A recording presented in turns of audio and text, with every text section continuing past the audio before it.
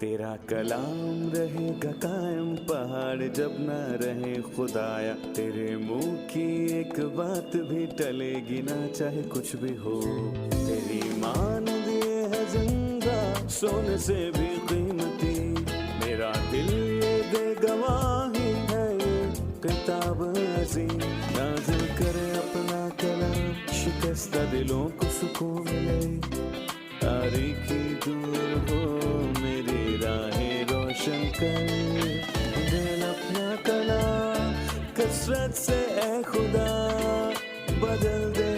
رہائی دے کثرت سے پھل ملاؤ. کلام رہے گا قائم پہاڑ جب نہ رہے خدایا. تیرے منہ کی ایک بات بھی ٹلے گی نہ چاہے کچھ بھی ہو. عزیز ناظرین، میں ایاز ظریف آپ سب دیکھنے والوں کو ہمارے روز کے بائبلی مطالعہ پروگرام کی اس نئی قسط میں خوش آمدید کہتا ہوں. ہم اس پروگرام میں بائبل کی تمام کتابوں پیدائش سے مکاشفہ تک کا تفصیلی مطالعہ ہر سوموار سے جمعہ تک پیش کرتے ہیں، اور آج ہم اس کتاب کے 29ویں اور 30ویں باب میں سے سیکھیں گے. میں چاہوں گا کہ آپ اپنی بائبل مقدس اپنے ساتھ رکھیں تاکہ آپ بھی ہمارے ساتھ مطالعے میں شامل ہو سکیں. لیکن سب سے پہلے میں اسٹوڈیو میں موجود خدا کے خادم بھائی یوسف ریاض کو خوش آمدید کہنا چاہوں گا. بہت شکریہ آپ کا. اور ساتھ ہی اسٹوڈیو میں موجود مہمانوں کو بھی خوش آمدید. بھائی یوسف، ہم 29ویں باب میں ایک بنیادی مضمون پر غور کریں گے جو فدام ارام میں یعقوب سے متعلق ہے. آپ اس پر ذرا غور فرمائیے. یعقوب نے اپنے باپ کے گھر کو مجبوری کے طور پر چھوڑا تھا. وہ خیموں میں رہنا پسند کرتا تھا، جیسے کہ بائبل ہمیں بتاتی ہے کہ وہ بہت ہی سادہ طبیعت انسان تھا اور خیموں میں رہنا اسے آوارگی پسند پسند کرتا نہیں تھا. تھی. جی بالکل ٹھیک کہا. وہ ماں کا لاڈلا بچہ تھا اور اپنے ماں کے ساتھ گھر کے کام کرواتا تھا. اور میں یہ بھی کہوں گا کہ آپ نے ٹھیک کہا کہ اسے آوارگی بالکل بھی پسند نہیں تھی. اور جب خدا نے اسے جانے کو کہا تو اس نے کہا میں کہاں جاؤں. یعقوب آگے چل کر مشرق کے لوگوں میں جا کر بس گیا. بے شک اسے اپنے باپ کے گھر کو چھوڑنے میں کوئی خوشی نہیں تھی، پر میں یہ کہوں گا کہ آپ جو بوتے ہو وہی آپ کاٹتے ہو. یہ اس گناہ کی سزا مل رہی تھی جو بیج اس نے اپنے ہاتھوں سے بویا. اور جب وہ فدان ارام پہنچا تو اس کی ملاقات راخل سے ہوئی. میں یہاں پر یہ کہنا چاہوں گا کہ اس نے جب اسے دیکھا تو اسے راخل سے پہلی نظر میں ہی پیار ہو گیا. اور وہاں پر یعقوب کو اس بات کا پہلی دفعہ تجربہ ہوا، لیکن اس وقت یعقوب کی عمر تقریباً 70 برس کے قریب ہوگی. اور جب اس نے راخل کو دیکھا تو وہ بہت رویا. مجھے لگتا ہے کہ وہ بہت ہی زیادہ جذباتی انسان ہوگا، کیونکہ جب اس نے اسے دیکھا تو اسے رونا آ گیا اور اس کے دل میں اس کے لیے ایک نرم گوشہ پیدا ہوا، کیونکہ راخل اپنی پھپھی کے جیسے لگتی تھی اور اسے دیکھ کر شاید اس کو اپنی ماں کی یاد آئی ہوگی. کیونکہ جب وہ گھر سے نکلا تھا تو اس نے اپنی ماں کو دیکھا بھی نہیں تھا، اور جب وہ وہاں پہنچ کر راخل سے ملتا ہے تو اسے اپنی ماں کی بہت یاد آتی ہے. اور اس کے بعد ہم راخل کی اور یعقوب کی شادی کو دیکھتے ہیں. لیکن بہت ہی افسوس کی بات ہے کہ جب اس کی شادی کی رات آئی تو یعقوب کو زندگی کی سب سے بڑی قیمت چکانی پڑی، کیونکہ جس سے اس کی شادی ہوئی وہ راخل نہیں بلکہ لیا تھی، جس کے لیے وہ ایک بھی دن کام کرنے کے لیے تیار نہیں تھا. صحیح. 29ویں باب میں خاص موضوعات ہیں جن کو میں پڑھنا چاہوں گا. جی. اور یعقوب آگے چل کر مشرقی لوگوں کے ملک میں پہنچا. وہ بیتیل سے نکل آیا، وہ مشرق کی جانب فدان ارام کی طرف گیا. جی. اس نے بیتیل کو چھوڑ دیا تھا، لیکن اس نے نہ توڑا خدا تھا. سے صحیح. اپنا ناطا نہ توڑا تھا، کیونکہ خدا نے اس سے کہا اور جو کچھ میں نے تجھ سے کہا ہے اسے پورا نہ کر لوں تجھے نہیں چھوڑوں گا. لہٰذا خدا نے یعقوب کی حفاظت کس طرح کی؟ میرا مطلب خدا نے کہا کہ جہاں کہیں تو جائے گا میں تیری حفاظت کروں گا. خدا نے نہ صرف حفاظت کی بلکہ جب وہ واپسی پر آ رہا تھا تو یعقوب نے خدا سے کہا کہ میں تیری رحمتوں تیری نعمتوں کے لائق نہیں. جو تو نے اپنے بندے کے ساتھ کیا ہے میں اس کا شکر گزار ہوں، کیونکہ میں صرف ایک لاٹھی کے ساتھ یردن کے اس پار گیا تھا، لیکن اب میرے پاس بھیڑ بکریوں کے 2 غول ہیں، اور نہ صرف یہ میرے پاس بیویاں ہیں اور پھر 2 لونڈیاں ہیں اور ان کے ساتھ میرے بچے، لہٰذا وہ ایک بڑا انسان بن چکا تھا کیونکہ خدا اس کے ساتھ تھا۔ خدا یعقوب پر ظاہر ہوا اور یعقوب نے خدا سے کوئی بھی شرط کا تقاضا نہیں کیا تھا۔ میرا خیال ہے کہ یعقوب وفادار تھا اور کاش ہم بھی اس کے ساتھ وفاداری کرنے کو ترجیح دیں، لیکن ہم وفاداری کرنے پہ پورا نہیں اترتے۔ اس سے پہلے کہ ہم یعقوب کی شادی سے متعلق بات کریں، میں فدام ارام اور فدام ارام میں بسنے والے لابن سے متعلق بات کرنا چاہتا ہوں۔ ارام جسے آپ اصلاحی قید خانہ بھی کہہ سکتے ہیں، اور وہ درسگاہ جہاں خدا نے یعقوب کی تربیت کی۔ لابن کو استعمال کرتے ہوئے ہمیں لابن کے متعلق بتائیے، خدا نے اسے استعمال کرتے ہوئے یعقوب کی تربیت کی۔ میں پہلے بڑے افسوس کے ساتھ یہ کہنا چاہتا ہوں کہ ہم نے پہلے یعقوب کو ایک سوداگر کے طور پر دیکھا، پھر ایک جھوٹے کے طور پر، اور پھر ایک دھوکے باز کے طور پر دیکھا، لیکن ہمارے خدا کو یہ سب باتیں اچھی بالکل بھی نہیں لگتیں، اس لیے خدا نے اسے ایک ایسے انسان کے پاس بھیجا جو کہ اس سے بڑا جھوٹے باز، بڑا دھوکے باز اور ایک سوداگر تھا، کیونکہ خدا اس کی تربیت کرنا چاہتا تھا۔ اس لیے خدا نے اسے ایک ایسے شخص کے پاس بھیجا تاکہ اس سے نفرت ہو جائے دھوکے بازی سے، کیونکہ لابن جو اس کا ماموں تھا اس نے اس کے ساتھ دھوکا کیا اور راخل کی جگہ اسے لیا دے دی تھی۔ یعقوب نے اس سے کہا کہ یہ تو نے میرے ساتھ کیا کیا ہے، اور اس نے اسے کہا کہ اگر تجھے راخل چاہیے تو اس کے لیے بھی تجھے میری 7 سال خدمت کرنا ہوگی۔ آپ اسے دھوکا کہہ لیں یا آپ اسے جھوٹ کہہ لیں، لیکن اسے خدا نے یہ سب کچھ سکھانے کے لیے کیا تھا، اور خدا چاہتا تھا کہ وہ اس بات کو سمجھ جائے۔ اچھا، تو یعقوب کو لابن کی ضرورت تھی اور لابن کی بے رحمی اور سرکشی بھی، جی بالکل۔ لہٰذا اس طرح خدا یعقوب کو درست راہ پہ لانا شروع ہوا، اور اس کے بعد وہ شادی کرنا چاہتا تھا۔ وہ راخل سے بے حد پیار کرتا تھا اور اس سے شادی کرنا چاہتا تھا، اور جیسا کہ آپ نے کہا یہ بچکانہ حرکت تھی۔ جیسے ہی اس نے راخل کو پہلی بار دیکھا اور اس کو جانے بغیر، یعقوب کا دل اس کی طرف مائل ہو گیا، جی صحیح۔ لیکن راخل کی بجائے لیا سے اس کی شادی ہو گئی۔ میرے پاس بھی لیا سے متعلق ایک خیال ہے، مطلب لیا کے کردار سے متعلق۔ کیا لیا سے یعقوب محبت نہیں کرتا تھا؟ لیا، میرے خیال ہے کہ وہ زیادہ خوبصورت لڑکی نہیں تھی، اور اس میں اس کا کوئی قصور نہیں تھا، جیسے اسے یعقوب نے کہا ہوگا کہ میں نے تجھے تیرے باپ لابن کی وجہ سے اپنے پاس رکھا ہے، اور لابن کا رویہ بھی یعقوب کے ساتھ کچھ اچھا نہیں تھا۔ در حقیقت اس سب کا وہی ذمہ دار تھا۔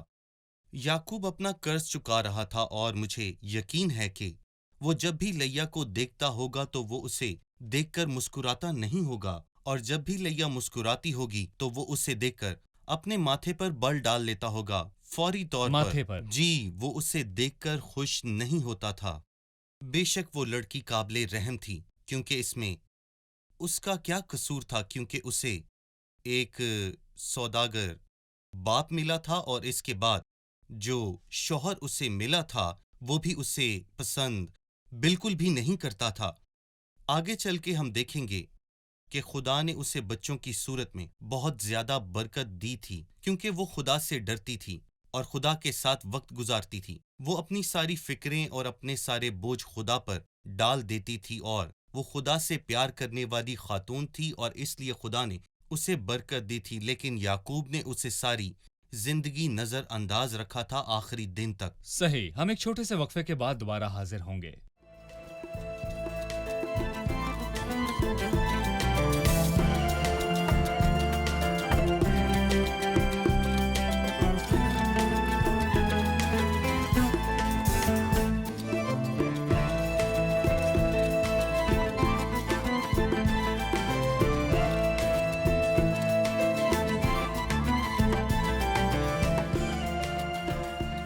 خدا یعقوب کو سکھانا چاہتا تھا کہ جو وہ بو رہا ہے وہی کاٹے گا، لیکن لیا کا کیا قصور تھا کہ یعقوب اس سے نفرت کرتا تھا؟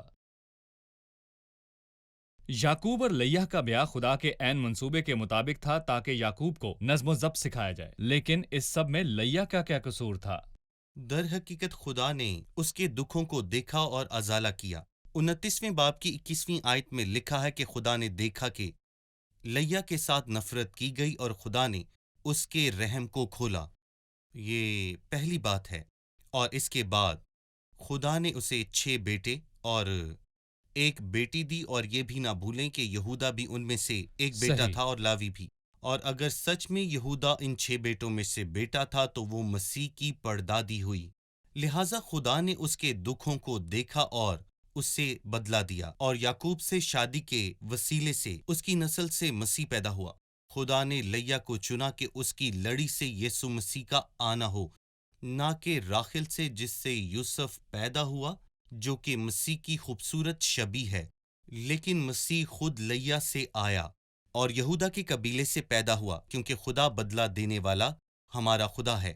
اور جب لیا کو یہ پتا چلا کہ اس کا شوہر اسے پسند نہیں کرتا اور اس کے باپ نے اسے بیچ دیا تھا، تو خدا نے اسے اجرت کے طور پر بیٹے بخشے۔ صحیح۔ یعقوب فدام ارام میں ایک مفرور کی حیثیت سے گیا اور اس کی شادی اس کی مرضی کے خلاف ہوئی۔ جی وہ لیا سے بیاہ نہیں کرنا چاہتا تھا، لیکن مسیح آسمان سے وفاداری کے ساتھ آیا تاکہ کلیسیا کے ساتھ رشتہ قائم کرے، اور اس نے اسے پیار کیا اور اس کے لیے اپنا آپ دے دیا۔ اس بارے میں آپ کیا کہیں گے؟ آپ کی اس بات نے مجھے ایک بہت ہی خوبصورت آیت یاد دلا دی ہے، جو کہ ہوسیہ کی کتاب سے ہے۔ 12ویں باب میں لکھا ہے کہ یعقوب ایرام کی سرزمین کو بھاگ گیا، وہاں وہ اسرائیلی بیوی کی خاطر ایک نوکر بنا۔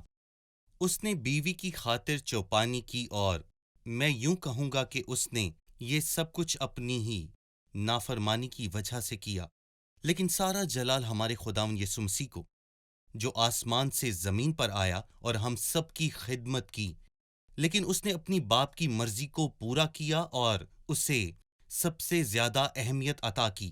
مسیح بھی اپنی دلہن کے لیے ایک چرواہا ہے جو اپنی بھیڑوں کے لیے جان دیتا ہے۔ یعقوب کا اور مسیح کے دکھوں کا ہم کبھی بھی موازنہ نہیں کر سکتے۔ مسیح نے کلیسیا کے لیے بہت کچھ سہا اور اس کے لیے اس نے اپنا سب کچھ دے دیا، کیونکہ وہ اس سے محبت کرتا ہے۔ صحیح۔ جب ہم 30ویں باب پر پہنچتے ہیں تو لکھا ہے کہ اور جب راخل نے دیکھا کہ یعقوب سے اس کے اولاد نہیں ہوتی، تو راخل کو اپنی بہن پر رشک آیا، سو وہ یعقوب سے کہنے لگی، مجھے بھی اولاد دے، نہیں تو میں مر جاؤں گی۔ لہٰذا راخل کے کردار اور اس کی روحانی حیثیت پر روشنی ڈالیے۔ جب اس کا رحم نہ کھلا تو وہ دعا میں نہ جھکی، اور اس کی بتوں کے ساتھ وابستگی میں ہمیں اس کے کردار سے متعلق کچھ بتائیے۔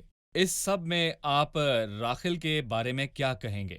لیا کے بارے میں جب بھی کوئی بات کرتا ہے تو کہتا ہے وہ روحانی طور پر بہت مضبوط تھی، اور یہ سن کر سب خوش ہوتے ہیں، مگر راخل وہ روحانی طور پر بالکل بجھی ہوئی تھی۔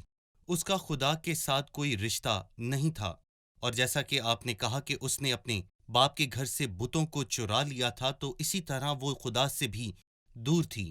اور جب راخل نے دیکھا کہ مجھے یعقوب سے اولاد نہیں، تو اس نے اپنی بہن لیا پر رشک کیا، کیونکہ وہ ایمان میں بہت زیادہ کمزور تھی۔ اور میں افسوس کے ساتھ یہ کہوں گا کہ اس نے محبت کو محسوس بالکل بھی نہیں کیا تھا، کیونکہ وہ محبت سے خالی تھی۔ اور کلام میں لکھا ہے کہ اس نے کہا کہ مجھے دے، مطلب اس نے کہا کہ مجھے بھی اولاد چاہیے، اور اگر تو مجھے اولاد نہیں دے گا تو میں مر جاؤں گی، مطلب میں خودکشی کر لوں گی۔ یہ بھی ایمان کی کمزوری تھی۔ اور پہلی بار ایسا ہوا کہ یعقوب کا قہر پہلی دفعہ اس پر بھڑکا، اور اس نے اسے کہا، کیا میں خدا کی جگہ ہوں؟ کیا میں تجھے اولاد دے سکتا ہوں؟ تیری پھپھی ربکا بھی بانجھ تھی، اور اسحاق نے اس کے لیے دعا کی اور خدا نے انہیں اولاد دی، اور اب تو بھی دعا کر اور خدا تجھے بھی اولاد دے گا۔ اس میں میرا کیا قصور ہے؟ لیکن خدا اس کی تربیت کرنا چاہتا تھا، اور راخل آسانی سے سیکھنے کو تیار بالکل بھی نہیں تھی، پر بالآخر اسے سمجھ آ ہی گئی۔ اور پھر بھی خدا نے راخل کو نہیں چھوڑا، خدا اس نے نے اسے ترک نہ کیا، اور اس کے پہلی اولاد ہوئی دان۔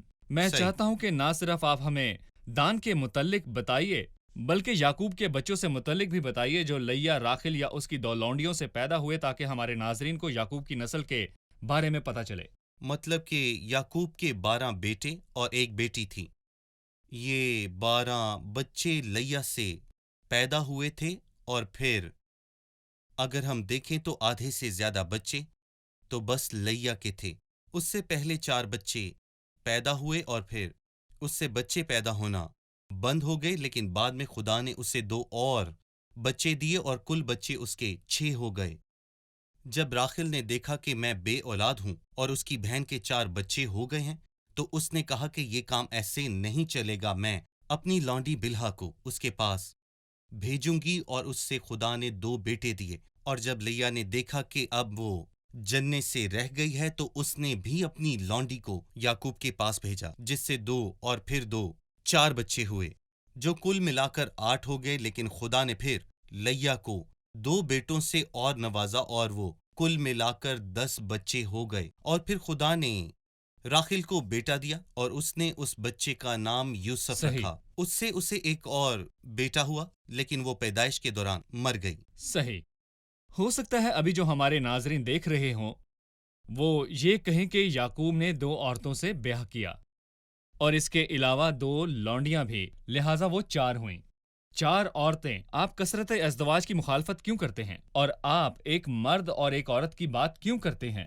کیا بائبل میں ان سب باتوں کا ذکر نہیں؟ آپ مجھے بائبل کے حوالے سے بتائیے۔ ٹھیک ہے، ابتدا میں ایسا نہیں تھا، جیسے مسیح نے متی کی انجیل کے 19ویں باب میں کہا، میرا مطلب ہے کہ اگر خدا کے منصوبے میں بہت ساری عورتوں کو پیدا کرنا ہوتا تو پھر خدا آدم کے لیے بھی بہت ساری عورتوں کو بناتا، لیکن خدا نے ایسا نہیں کیا، حالانکہ اس وقت دنیا میں آبادی بھی بہت زیادہ نہیں تھی۔ ایک مرد کے لیے خدا نے ایک عورت کو بنایا، اور بائبل کہتی ہے کہ اب وہ 2 نہیں بلکہ 1 ہیں۔ پرانے عہد نامے میں انسان ایک امتحان سے گزر رہا تھا اور ابھی تک امتحان کا کوئی نتیجہ نہیں نکلا، کیونکہ انسان اپنی روشوں میں اس طرح مشغول ہے کہ وہ سب کچھ بھول چکا ہے۔ اور اگر میں آپ سے پوچھوں کہ آپ کی 1 سے زیادہ شادیاں ہو جائیں تو کیا آپ اپنی زندگی میں خوش رہ پائیں گے؟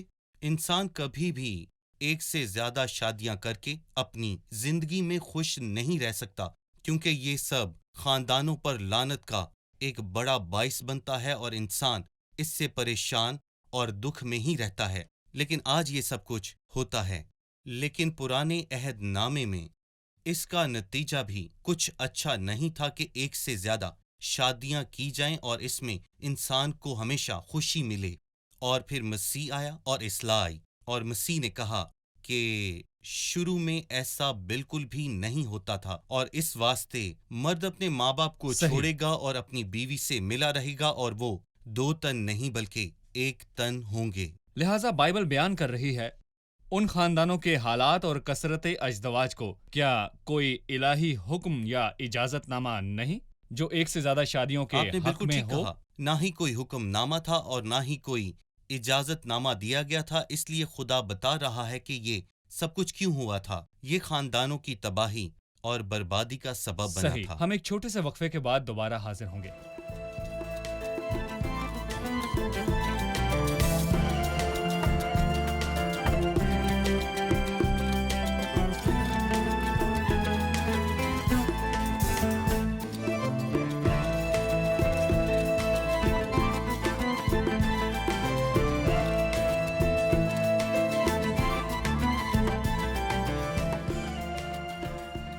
آیت نمبر 25 میں لکھا ہے، اور جب راخیل سے یوسف پیدا ہوا تو یعقوب نے لابن سے کہا، مجھے رخصت کر کے میں اپنے گھر اور اپنے وطن کو جاؤں۔ یوسف کی پیدائش اور یعقوب کے اس گھر کو چھوڑنے کے فیصلے میں کیا فرق ہے؟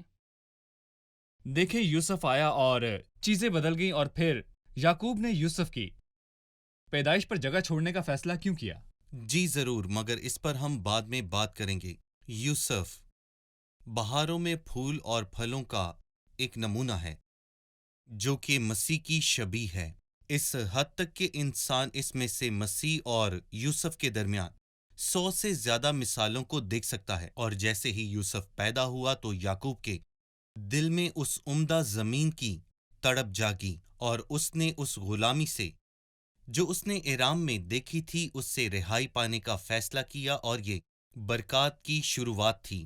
اور میں یہ کہنا چاہتا ہوں کہ جب یسوع کسی کے دل میں داخل ہوتا ہے تو وہ اسے رہائی دلاتا ہے تاکہ وہ خدا سے اپنی رفاقت اور رشتے کو بہتر بنائے اور میں اپنے ناظرین سے بھی یہی کہنا چاہتا ہوں کہ وہ اپنے رشتے کو خدا کے ساتھ بہتر اگر بنائیں۔ بیٹا تمہیں آزاد کرے تو تم آزاد ہوگے، حقیقت میں بالکل یہی آزاد سچ ہوگے۔ ہے۔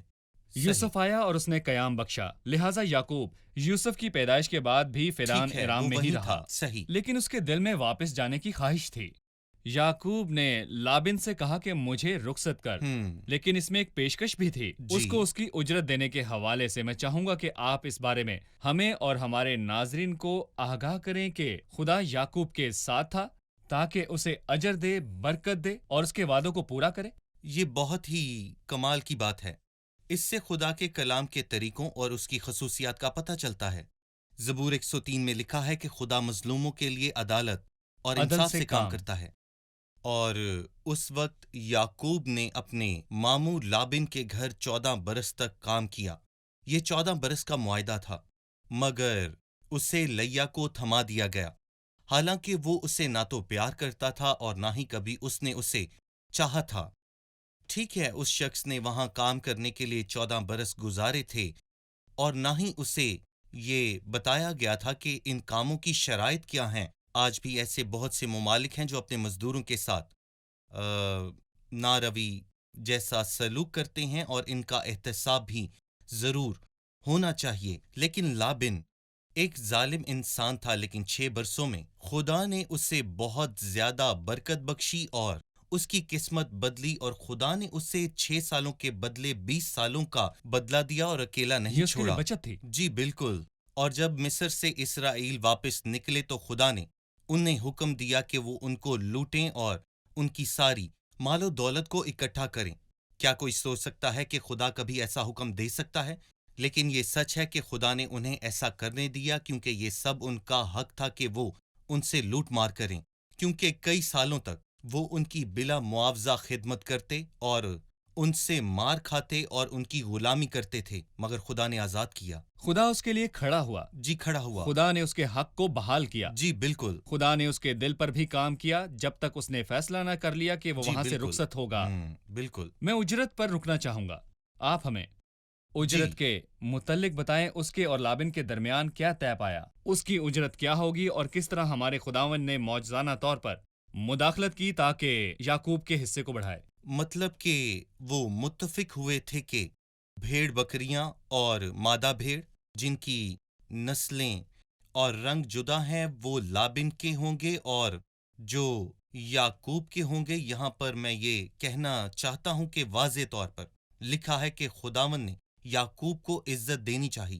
بے شک ہمارے خدا کے لیے یہ آسان ہے کہ وہ کسی کو بھی کسی رنگ و نسل میں پیدا کرے، کیونکہ وہ ہمارا خالق اور مالک ہے۔ اور جب ہم 31ویں باب کو پڑھتے ہیں تو ہم دیکھتے ہیں، مثال کے طور پر 11ویں آیت میں لکھا ہے، اور خدا کے فرشتے نے مجھے خواب میں دکھائی دے کر کہا، اے یعقوب، تو میں نے کہا میں حاضر ہوں۔ تب اس نے کہا کہ تو اپنی آنکھ اٹھا کر دیکھ، اور میں نے سب بکرے جو بکریوں پر چڑھ رہے ہیں اور دھاری دار چتلے اور چتکبرے ہیں، کیونکہ جو کچھ لابن نے تجھ سے کیا ہے میں نے دیکھا۔ میں بیتیل کا خدا ہوں جہاں تو نے ستون پر تیل ڈالا، اور میری منت مان، پس اٹھ اور اپنے ملک میں اور اپنی زاد و بوم میں لوٹ جا۔ لہٰذا خدا نے اسے بدلہ دیا۔ اس کا ایک معاہدہ تھا اور اس معاہدے کے تحت یعقوب کی قسمت بدل گئی اور یعقوب اس کا حقدار تھا۔ میں ایک لاٹھی لے کر یردن کے اس پار گیا تھا، لیکن اب میرے پاس 2 غول ہیں۔ لہٰذا معاہدے کی شرائط یہ تھی کہ لابن نے چتکبری بھیڑیں اپنے لیے اور کالی یعقوب کے لیے الگ کر لی جی۔ تھیں، لیکن بکریوں کے ساتھ معاملہ الٹ تھا۔ چتکبری بکریاں یعقوب کی اور کالی لابن کی تھیں۔ ٹھیک ہے۔ لیکن جو کچھ ہوا وہ غیر متوقع تھا۔ اس نے چھڑیوں کو چھیلا اور ان کے سامنے رکھا، اور خدا نے معجزانہ طور پر کام کیا کہ کالی آگے لائی گئیں اور انہوں نے چتلے بچے دیے۔ یہ سائنس کے دور سے پہلے کی بات ہے، اور آج تک یہ کوئی نہیں جان پایا کہ خدا نے یہ سب کس طرح کیا۔ میں اس سے ایک عملی نتیجہ عکس کرنا چاہتا ہوں کہ کیسے کالی جن کے لیے چتلے بچے دینا ناممکن ہے، خدا نے ان سے چتلے بچے لیے۔ کس طرح ایک گنہگار، ایک غلام انسان، کوئی ایسا جس کی اصلاح نہیں ہو سکتی، جو بیکار ہے، خدا نے اسے برکت دی، بلکہ کثرت سے برکت دی۔ اور آپ ہمارے ناظرین کو اس سب کے بارے میں بتائیے، یہ کیسے ہوا؟ یعقوب کی کتاب میں لکھا ہے کہ کون ہے جو ناپاک چیز میں سے پاک چیز نکال سکتا ہے، ایک ناپاک چیز جو بالکل ہی بیکار ہو چکی ہے۔ خداوند اس میں سے تو بو آتی ہے، پتھر کو ہٹاؤ۔ کیا میں نے تم سے یہ نہیں کہا تھا کہ اگر تم ایمان رکھو گی تو خدا کے جلال کو دیکھو گی؟ سچ میں خدا اس کے لائق ہے، کیونکہ خدا نے بہت سوں کے ساتھ ایسا کیا ہے۔ ساؤل دنیا کو تباہ و برباد کر دینا چاہتا تھا، لیکن خدا نے اس کی زندگی کو بدل کر رکھ دیا اور اسے ایک نیا انسان بنایا۔ خدا نے ساؤل کے ساتھ ہی ایسا کیوں کیا تھا، لیکن وہ آج بھی پوری دنیا کے دہشت گردوں کی زندگیوں کو بدل رہا ہے، اور بہت سے دہشت گرد اس کے پاس آ رہے ہیں، اور خدا یہ چاہتا ہے کہ ان سب کی توبہ تک نوبت پہنچے۔ کیا ایک حبشی اپنی رنگت بدل سکتا ہے؟ وہ ایسا تو نہیں بالکل بدل نہیں ہو سکتا، سکتا، لیکن بالکل مسیح سے نہیں۔ ملاقات بدل دیتی ہے، بدل وہ دیتی آپ کو بدل دیتی ہے اور ایک نئی پیدائش دیتی صحیح۔ ہے۔ خدا آپ کو آپ برکت کو دے۔ بھی برکت دے۔ آئے مہمانوں سے اس کی رائے جانتے ہیں۔ سچ میں نے آج کی قسط سے بہت کچھ سیکھا ہے کہ خدا کس طرح لوگوں کی زندگیاں بدلتا ہے اور پھر انہیں برکت دیتا ہے۔ میرے لیے یہ مختلف بات تھی کہ یعقوب کاٹ رہا تھا، اس نے جو غلط کیا اس نے وہ کاٹا، لیکن در حقیقت خدا اس جگہ کو اصلاح خانہ کے طور پر استعمال کر رہا تھا تاکہ بالآخر یعقوب کا بھلا ہو، حتیٰ کہ اس جگہ پر اس کی موجودگی یہ بہت حوصلہ افزا بات ہے۔ بلا شبہ ہمارا خدا بدلہ دینے والا خدا ہے۔ لیا جس سے نفرت کی گئی، خدا نے اس کی عزت بڑھائی اور اسے بیٹوں سے نوازا، اور جیسے لابن نے یعقوب کو اجرت سے محروم رکھا، اس کو بھیڑ بکریوں کی صورت میں اس کا بدلہ ملا۔ شکریہ، خدا آپ کو برکت دے۔ بھائی یوسف آپ کا بھی شکریہ، آپ کا بھی اگلی قسط شکریہ۔ میں ملاقات ہوگی۔ عزیز ناظرین، ہمارا خدا فضل کا خدا ہے۔ اس نے یعقوب کا انتخاب کیا جسے کام کی ضرورت تھی، اور یعقوب اس کو بڑے صبر اور اطمینان کے ساتھ برداشت کرتا رہا۔ خدا اس کے ساتھ بڑی فیاضی سے پیش آیا، اور خدا نے بڑی قدرت کے ساتھ اس کی حفاظت کی، اسے سنبھالا اور اسے بچایا۔ خدا اس کے ساتھ ہمیشہ رہا اور اس کی حفاظت کی تاکہ وہ اپنے ملک میں واپس آ سکے۔ بیتیل کا خدا اس کے ساتھ فضل سے پیش آیا۔ اور ناظرین، میں بتانا چاہتا ہوں بیتیل کا خدا ہماری طرف ہے اور ہماری حفاظت کرتا ہے۔ خدا قدوس کی نظریں ہم پر ٹکی رہتی ہیں، وہ ہمیشہ ہمارے ساتھ رہتا ہے اور ہماری ہمیشہ حفاظت کرتا ہے۔ عزیز ناظرین، میں آپ کو کہنا چاہتا ہوں، اپنی کمزوریاں، فکریں اس پر ڈال دیں، اس سے معافی کے طلبگار ہوں، وہ آپ کو رہائی بخشے گا۔ وہ ہمارا زندہ عظیم خدا ہے۔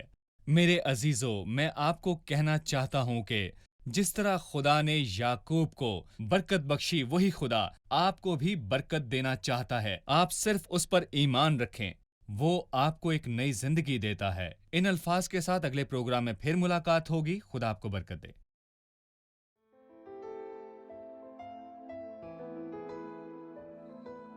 تیرا کلام رہے گا قائم، پہاڑ جب نہ رہے خدایا، تیرے منہ کی ایک بات بھی ٹلے گی نہ، چاہے کچھ بھی ہو۔